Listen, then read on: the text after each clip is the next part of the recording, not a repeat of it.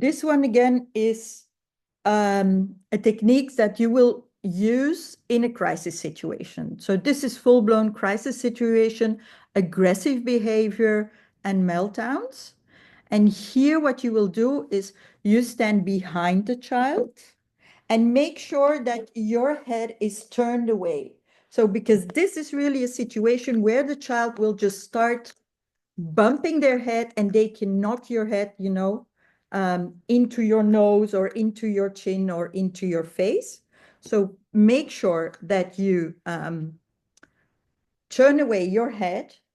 And what you do is you bring their arms down and then press. So you're not going to take them under their arms because then they're going to, they have all the space to hit you and kick you. You turn away your head, you go over the arms, and you cross your arms, and you bring them close to you, and you press. So this is like with how shall I call it? This is a major hug, a very, very, very strong hug. And here you don't let go. So this is not a rhythmic action.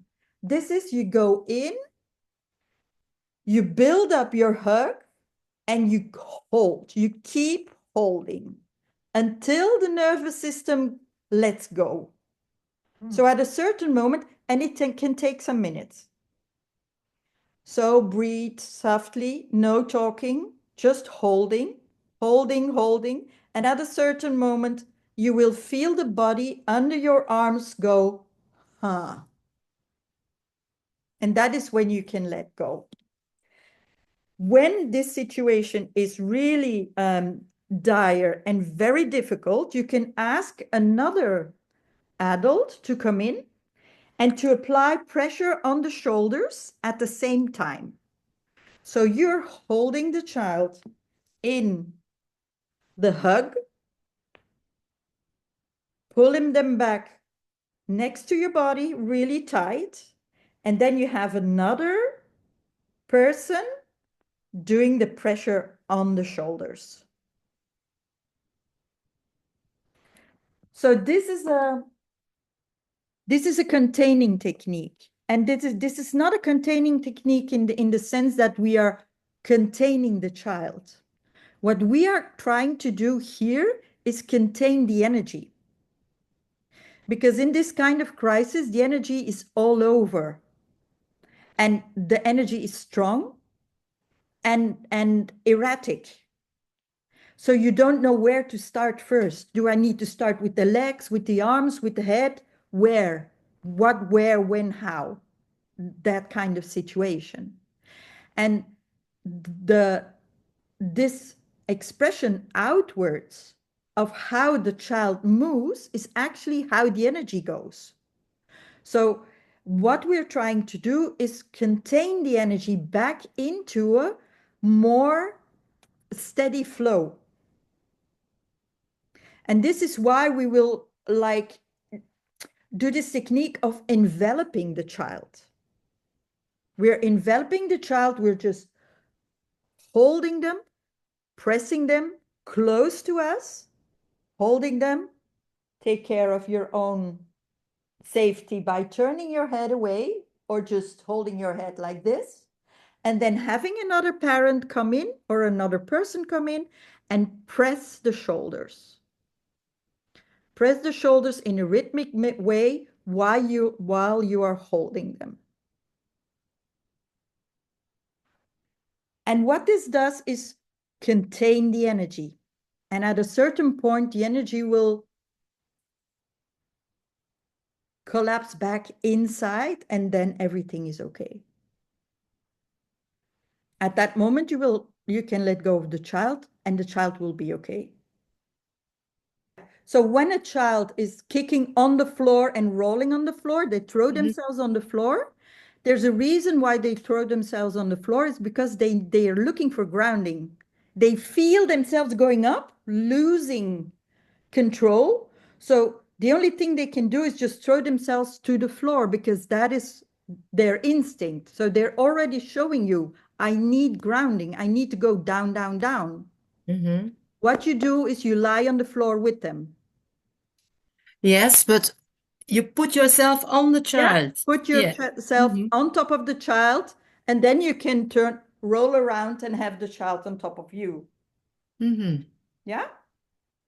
So you Okay. just go down, lie on the child, contain the child, not in an aggressive way, not in a controlling way, but really with the intention we're going to contain the energy for this child and hold them.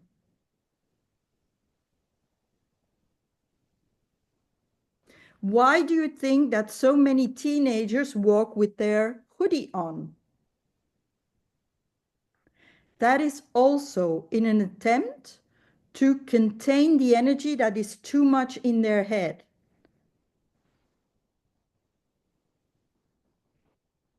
A lot of hyperactive children, let them let them wear the hoodie. Don't ask them to take off the hoodie. They have this hoodie on because they feel they need containment. And as long as they are not prepared to take off the hoodie, the energy is too erratic and going everywhere. So for those children, little pressures on the head, just containing the energy will help them and will make that they can take off the hoodie. So this is exactly the same technique, but just, let's say, in a bigger way, where we will envelop and hold the whole child. Of course, with bigger children, it's more challenging. Yeah. And the bigger they get, it will be more and more challenging. And at one point, you won't be able to do it anymore. So there you will have to prevent meltdowns and crisis situations. And the best way to do that is the Qigong massage. And I can everyone advise it, to do it, to learn it. My life changed because of this. And we have a little, yeah, thank you. There, sit. That's my cat.